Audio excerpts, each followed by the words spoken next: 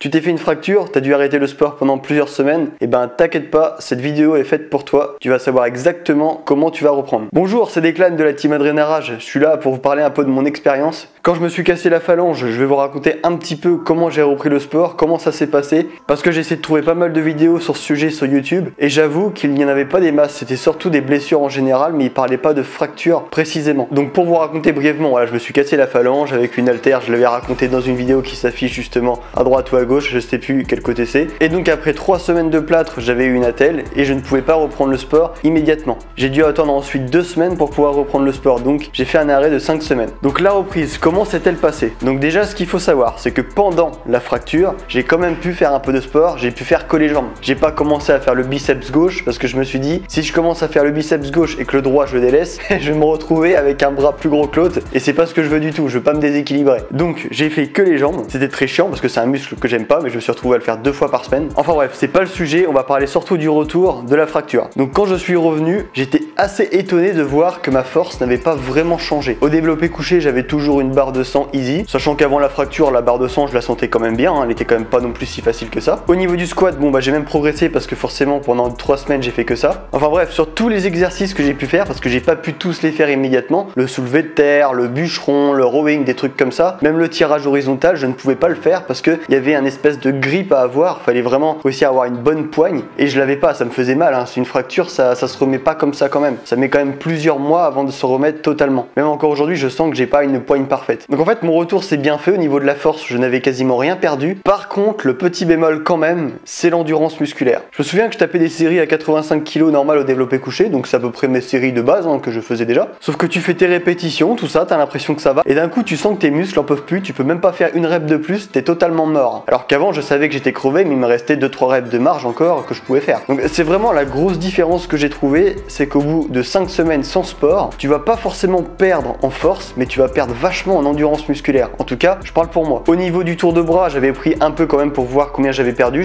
environ 1 cm. Mais en tout cas, ne vous inquiétez pas pour le volume musculaire et la force, ça va revenir vraiment très vite. Honnêtement, là, j'ai repris sérieusement depuis environ 3 ou 4 semaines, j'ai absolument tout rattrapé. Il y a vraiment plus de différence avec avant, j'ai même limite progressé sur certains exos. Au niveau du tour de bras, j'ai même pris plus d'1 centimètre. Enfin, tout ça pour vous dire que ne commencez pas à vous dire j'ai tout perdu, ça va pas revenir, faut que je recommence tout. Alors certes, vous allez avoir perdu un petit peu. Par contre, le chemin que vous allez avoir pour reprendre la force que vous avez perdue n'est pas du tout le même que le chemin que vous avez pris pour avoir cette force là en fait. Je sais pas si je suis bien clair dans mes explications, mais en tout cas, ça va être beaucoup plus rapide pour récupérer sa force. Donc maintenant, on va voir un peu comment recommencer tranquillement la musculation sans se reblesser et sans avoir peur. Parce que moi, honnêtement, j'avais les chocottes dès que j'ai commencé à reprendre les haltères de 40 kg, parce que c'est comme ça que je me suis blessé, hein, pour information. Donc déjà, les premières séances ne reprend pas exactement avec les charges que tu avais avant, les répétitions que tu avais avant. Il s'est passé 5 semaines ou même plus en fonction de ta fracture, et donc forcément, tu vas quand même avoir un peu perdu. Donc commence pas à faire le bourrin, à essayer de rattraper le temps perdu, ça marchera pas, tu te feras limite mal et ça sera vraiment pas bénéfique du tout pour ton corps. Moi, ce que je te conseille, c'est de baisser vraiment beaucoup les poids, tu recontrôles le mouvement, tu le réapprends en même temps et tu réapprends en même temps à ton corps à faire de la musculation, parce que tu vas voir qu'au bout de 5 semaines sans sport, tu vas te taper des maxi courbatures. C'est là que tu vois que le corps se déshabitue vite du sport, hein. Tous les exercices qui te posent un peu problème, alors soit tu les fais pas si ça te fait vraiment très mal, ou soit si tu vois que comme moi t'avais pas la poigne, et bah tu continues de les faire parce qu'en fait tu fais une genre de rééducation à tes muscles, mais voilà, tu charges pas comme un porc. Là ça te permet vraiment de re-rentrer dans la musculation tranquillement, en réhabituant tranquillement tes muscles, et après en fonction des semaines tu vas pouvoir recharger et tu vas voir que ta progression va monter très vite. Tu vois, première semaine tranquille, deuxième semaine tu peux déjà charger un petit peu plus, mais tu restes tranquille parce que tu sais tout frais, tu viens de te blesser, donc évite de faire le con quand même. Et tu vas voir, petit à petit tu vas sentir que ta blessure, enfin ta fracture, c'est beaucoup moins douloureux